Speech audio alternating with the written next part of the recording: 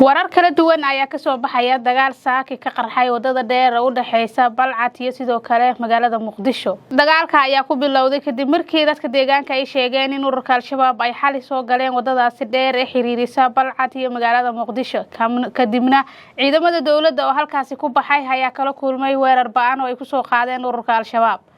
dagaalka oo saacado socday kadib ururka Al-Shabaab ayaa waxa ay dalbadeen gurmad halkaasina waxa ku sii dheeraaday dagaalkii halkaasi ka qarxay wareedyo lagu kalsoon yahay ayaa inoo sheegay in maalmihii ugu dambeeyay habeenada ay ururka Al-Shabaab soo galayeen wadadaasi dheer ee xiriirisa Balcad iyo magaalada Muqdisho iyagoo ku soo wajahan caasimada Muqdisho hase ahaatee ciidamada dawladda oo ka war helay warkaasi ama xogtaasi ay dadka deegaanka sheegayaan ayaa halkaasi ku baxay saaka waxa ayna kala kulmeen weerar iyo dagaal saacado socday kadib dagaalka oo saacado socday ayaa haatan joogsaday waxaana halkaasi ku sugan ciidamada dawladda federaalka Soomaaliya oo halkaasi tagay hase ahaatee mar walba waxa laga baqayaa in ururka Al-Shabaab ay dagaal soo qaadi karaan maadaama ay wadadaasi xiriiriso Balcad iyo Muqdisho mudooyinkii ugu dambeysay aad ay u soo galayeen dadka deegaanka ayaa saaka bilaabay inay halkaasi ka qaxaan wadadaasi dheer ee xiriirisa Balcad iyo Muqdisho iyagoo ka cabsi qaba in mar kale lagu dul dagaalamo maadaama ay halkaasi ku tuhmayaan in ay joogaan dagaalyahanada ururka Al-Shabaab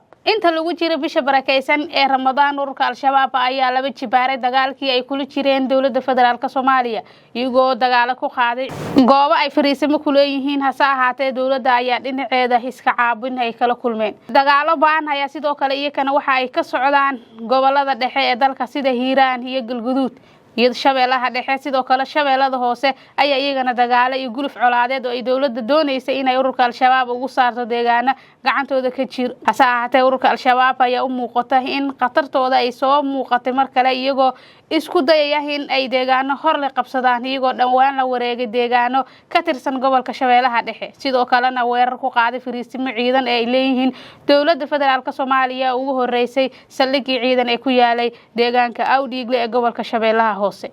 dhinaca kale duqeymo ayaa barbar socdo ay dawladda federaalka Soomaaliya doonayso in ay ku jiwiso awoodaasi ururka Al-Shabaab iyadoo duqeymo ba'an ka geysatay magaalada Jilib oo ururka Al-Shabaab la sheegay inta badan in ay ku xoogan yihiin